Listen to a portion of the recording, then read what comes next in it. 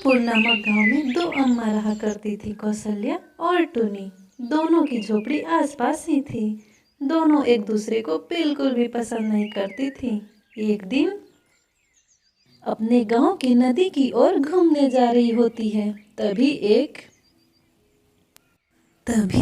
एक आंवले के पेड़ पर खूब सारे आंवले देखती है।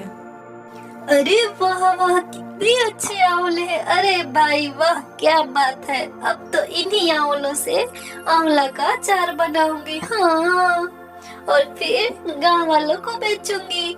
इसी बहाने कुछ पैसे भी हाथ आ जाएंगे। हाँ। आज कौशल्या मौसी ढेर सारे आंवले तोड़ती है और आंवले लेकर अपने झोपड़ी में चली जाती है।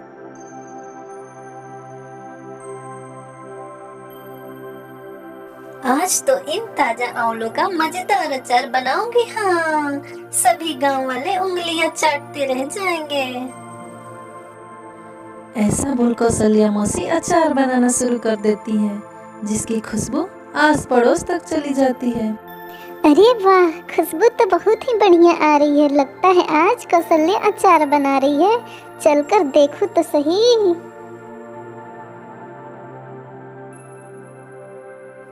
जिसके बाद टुन्नी अम्मा कौशल्या मौसी की खिड़की से झांकती है कि कौशल्या मौसी खूब सारा आंवला का अचार बना रही होती है।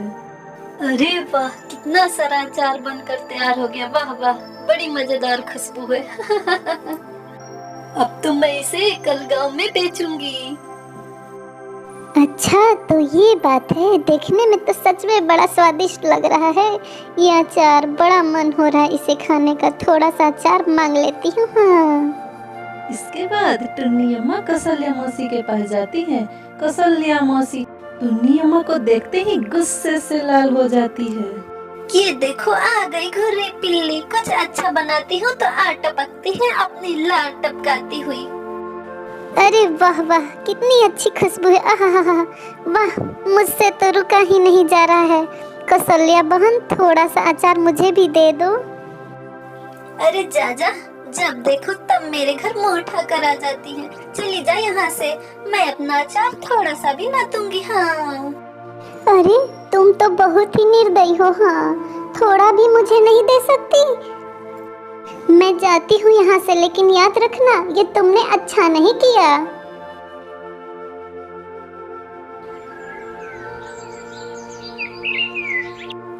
अगली सुबह होती है और कौशल्या मौसी अपने अचार को लेकर अपनी झोपड़ी के बाहर बैठ जाती है।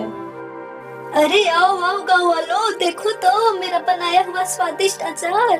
आकर चखो तो सही मेरा बनाया हुआ आंवला का अचार। जो एक बार खाएगा वो कौशल्या मौसी को भूल नहीं पाएगा। तभी गांव का एक मोटा आदमी, जिसका नाम मटका होता है, कौशल्या मौसी की आवाज सुन उसके पास आता है और अचार की खुशबू से एकदम मोहित हो जाता। अरे वाह, क्या बात है, आंवला का अचार। अरे वाह वाह वाह, खुशबू तो बहुत ही बढ़िया आ रही है। जरा मुझे भी तो चखाओ। अरे ओ मटका, देख मेरा बनाया आंवला का अचार है। हाँ, ऐसे ही मुफ्त में खाने को नहीं मिलेगा। हाँ, पूरे 2 आने लूंगी, 2 आने। क्या 2 आने? नहीं नहीं, ये तो मेरे महीने भर का खर्च है मौसी। इतने पैसे तो नहीं दे पाऊंगा। हाँ, तुम एक काम करो, 1 आने में थोड़ा सा अचार दे दो, जरा सा। अरे जाजा, बड़ा आया। जानता नहीं मेरा बनाया हुआ अचार है। पूरे 2 आने से 1 पैसा भी कम ना लूंगी। हाँ, बता देती हूँ। ऐसे कर कौशल्या मौसी के अचार बिक जाते हैं। बस थोड़े से अचार बच जाते हैं। अरे, कैसे लगी ये अचार? पहले कौशल्या मौसी के पास अचार लेने मैं आई थी। इतना स्वादिष्ट अचार मैं ही खाऊंगी। हाँ, बता ही देती हूँ। इसके बाद वो दोनों एक दूसरे से झगड़ा करने लगती हैं। अरे वाह वाह, मेरे बनाए हुए अचार का तो जादू चल गया। देखो तो सही, दोनों बेवकूफ कैसे लड़ रही हैं। हाँ। अरे अरे, ये क्या?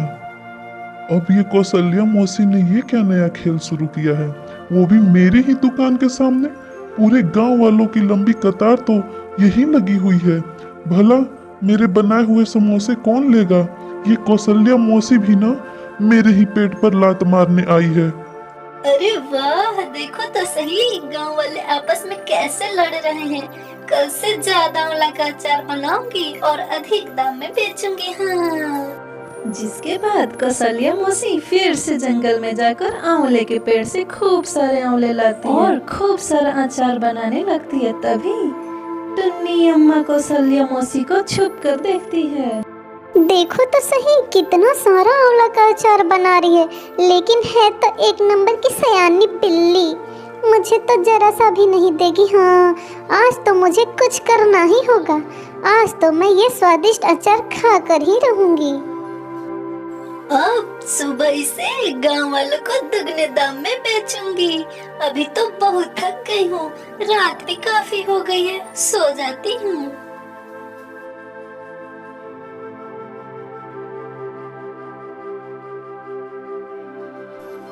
अरे वाह, क्या बढ़िया खुशबू आ रही है अचार की। यही सही मौका है, थोड़ा सा आंवला का अचार चख लिया जाए। वाह वाह, इतना सारा अचार। आजकल बहुत पैसा छाप रही है कौशल्या। मुझे थोड़ा सा अचार नहीं दिया जा रहा था महारानी से, अब बताती हूँ इसे। हाँ हाँ, यही सही रहेगा, अब आएगा मजा। और टुन्नी अम्मा चुपचाप पूरी मिर्च अचार में डाल देती है और चुपचाप वहाँ से चली जाती है। अगली सुबह होती है और कौशल्या मौसी फिर से अपना बनाया हुआ अचार लेकर अपनी झोपड़ी से बाहर जाकर बेचती है और फिर से गांव वालों की भीड़ लगने लगती है। जिसके बाद सारे गांव वाले कौशल्या मौसी को पैसे देते हैं और कौशल्या मौसी फटाफट अपना अचार देती है। जिसके बाद सारा अचार बिक जाता है। ये सब देख हलवाई गुस्से से लाल हो जाता है। इस कौशल्या बुढ़िया को देखो तो जरा, गांव वालों की कैसी भीड़ लगी हुई है। बस अब बहुत हुआ, इस बुढ़िया को सबक सिखाना ही होगा। अरे आज भी सारे अचार बिक गए। अच्छा, तो यहाँ पैसे रखती है बुढ़िया। तुमने मेरे पेट पर लात मारकर अच्छा नहीं किया। यह मौसी के सोने पर हरिया उसके सारे पैसे चुरा लेता है। वाह वाह, कितने सारे पैसे। अब आएगा मजा। अब यहाँ से जल्दी से चलता हूँ, वरना बुढ़िया उठ गई तो भारी पड़ जाएगा। जिसके बाद हरिया वहाँ से चला जाता है। थोड़ी ही देर बाद मटका वहाँ आता है। अरे कौशल्या मौसी तो सो रही है, क्यों न अचार थोड़ा सा चख लिया जाए। आहा, क्या ही स्वादिष्ट अचार है। कौशल्या मौसी का बहुत ही बढ़िया अचार है। जिसके बाद मटका कौशल्या मौसी के झोपड़े से 9-2-11 हो गया। अरे बाहर आओ कौशल्या मौसी, बाहर आओ, ये तुमने अच्छा नहीं किया। अरे कौन है? क्यों सुबह सुबह चिल्ला रहे हो? चल कर देखती हूँ बाहर कौन है। अरे क्या हुआ? क्यों चिल्ला रहे हो तुम सब? इतनी सुबह सुबह आ गए तुम सब। रुको अभी लाती हूँ अचार। हाँ, हमें तुम्हारा अचार नहीं चाहिए मौसी, इतना खराब और तीखा अचार हमें दे दिया। तुमसे हमें ये उम्मीद नहीं थी। कल रात तुम्हारे अचार से हमारी हालत खराब हो गई। लगता है कोई गलत फहमी हुई है। मेरी अचार में ज्यादा मिर्ची नहीं थी। अच्छा, तो तुम ये कहना चाहती हो कौशल्या मौसी कि हम झूठ बोल रहे हैं, उल्टा चोर कोतवाल को डांटे? अरे थोड़ा तो अपनी उम्र का लिहाज कर लो। हम तुम्हारी शिकायत सरपंच से करेंगे। हाँ, आखिर कौन खा गया इतना सारा अचार? कौशल्या मौसी अपने मटके में देखती है कि उनके पैसे नहीं होते। ये देखते हैरान हो जाती है और जोर जोर से रोने लगती है। उधर गांव वाले मुखिया से शिकायत करते हैं और पंचायत लगती है। अरे क्या ये सच है? ये सब गांव वाले क्या बोल रहे हैं? तुमने गांव वालों को अधिक मिर्ची वाला अचार खिलाया है। हाँ, इसकी सजा तुम्हें अवश्य ही मिलेगी, बता रहे हैं। अरे क्या बताऊं मुखिया जी, मैं तो बहुत संकट में आ गई हूँ अपने अचार में। आखिर मैं ज्यादा मिर्ची क्यों मिलाऊंगी?